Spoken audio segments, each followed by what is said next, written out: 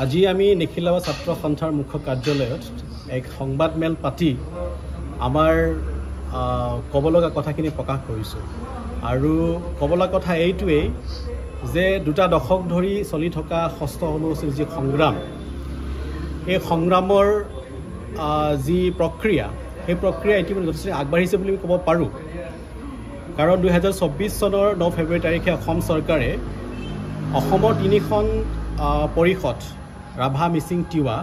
এই তিনিখন পৰিষদক সাংবিধানিক মৰ্যাদা দিব লাগে বুলি অসম চৰকাৰে ইতিমধ্যে প্ৰস্তাৱ প্ৰেৰণ কৰিছে কেন্দ্ৰ চৰকাৰলৈ এইটো আমাৰ বাবে সুখৰ খবৰ আৰু যোৱা 3 জানুৱাৰী তাৰিখে এই বৰ্ষৰ যেতিয়া মুখ্যমন্ত্ৰীদেৱে ৰাভা আচং সাহিত্য পৰিষদৰ সচিবালয় উদ্বোধনৰ কাৰণে আহিছিল তেতিয়া তেওঁ ৰাভা জাতীয় সংগঠনসমূহেৰে হোৱা এক বৈঠকত তেওঁ সদৰি কৰে যে প্ৰস্তাৱ প্ৰেৰণৰ পিছত কেন্দ্ৰীয় চৰকাৰৰ পৰা অসম চৰকাৰলৈ এই তিনিওখন কাউন্সিলৰ প্ৰতিবেদন বিচাৰি চিঠি আহিছে আমাৰ প্ৰাপ্ত তথ্যমতে অসম চৰকাৰে প্ৰতিবেদন তৈয়াৰ কৰিছে কিন্তু আমি জানিব পৰা নাই এই মুহূৰ্তলৈকে যে কি ধৰণৰ প্ৰতিবেদন তেওঁলোকে তৈয়াৰ কৰিছে আৰু যদি কৰিছে সেইখন পঠাইছে নে নাই কথাটো হ'ল যে যিদিনাখন পুনৰ তাৰ পিছত 13 এপ্ৰিল তাৰিখে ৰাভা আচং সাহিত্য পৰিষদৰ শপত অনুষ্ঠানত তেখেত আহিছিল সেইদিনাখন তেখেতে মুকলিকৈ কৈছিল যে মে মাহৰ ভিতৰত কেন্দ্ৰীয় চৰকাৰে ৰাভা জাতীয় সংগঠনসমূহৰ লগত ত্ৰিপাক্ষিক বৈঠকত তেওঁ মিলিত কৰাব সেইখিনিলৈকে সকলো ঠিকেই আছিলে আমি এতিয়াও আশাবাদী কিন্তু যোৱা মে মাহৰ পৰা আজিলৈকে সেই ত্ৰিপাক্ষিক বৈঠক এতিয়ালৈকে অনুষ্ঠিত হোৱা নাই তেখেতৰ প্ৰতিশ্ৰুতিত আমি আশাবাদী কিন্তু আশ্বস্ত হ'ব পৰা নাই এনেকৈ অসম চৰকাৰে আমাক কেৱল প্ৰতিশ্ৰুতিৰে আশা দি সময় পাৰ কৰিব বিচাৰিছে নেকি সেয়া আমাৰ প্ৰশ্ন কাৰণ দুটা দশক ধৰি চলা এই ষষ্ঠ অনুসূচীৰ যি আন্দোলন এই আন্দোলনত বিভিন্ন ঘাত প্ৰতিঘাত ইতিমধ্যে হৈ গৈছে মৰাৰ মৃত্যু হৈছে 24 জনকৈ লোক শ্বহীদ হ'ব লগা হৈছে ইয়াত এক আবেগ সত্তা জড়িত হৈ আছে সকলোৱে জানে সৰ্বজন বিদিত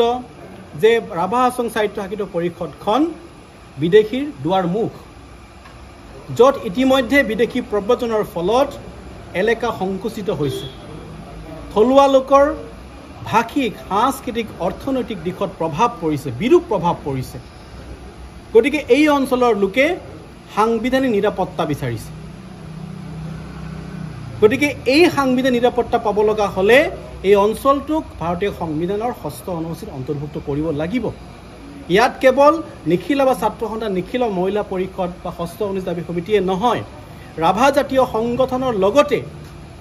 এই অঞ্চলত বসবাস কৰা 18টা জাতি জনগোষ্ঠীৰ 36টা সংগঠনৰ উমৈহতীয়া আজি মঞ্চ ৰাভা আচং যৌথ সংগ্ৰাম পৰিষদে এই আন্দোলনটোক আগবঢ়াই লৈ গৈছে গতিকে এই আন্দোলনটোক মান্যতা দিবৰ কাৰণে আমি অসম চৰকাৰক আহ্বান জনাইছোঁ আৰু ষষ্ঠ অনুসূচীৰ বাবে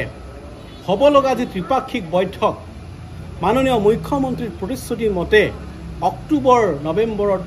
যি তেখেতে কথা দিছে তাক যাতে তেখেতে অতি সোনকালে বাস্তৱত ৰূপায়ণ কৰে সেইটো আমাৰ তেওঁৰ প্ৰতি আহ্বান আৰু এই কথাখিনিকেই আমি আমাৰ হাছংবাসী ৰাইজক জনাবৰ কাৰণে আমি এলানি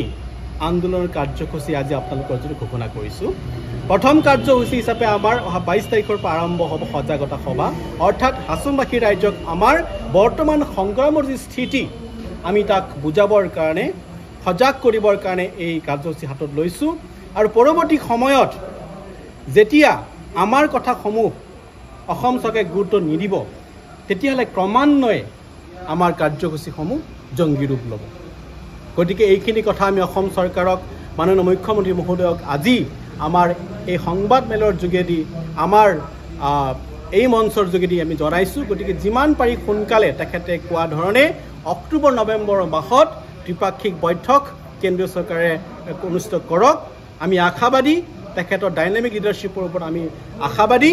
কিন্তু আমি আশ্বস্ত হ'ব পৰা নাই যে তেওঁ কৰিব সেইকাৰণে আমি তেখেতক আহ্বান জনাইছোঁ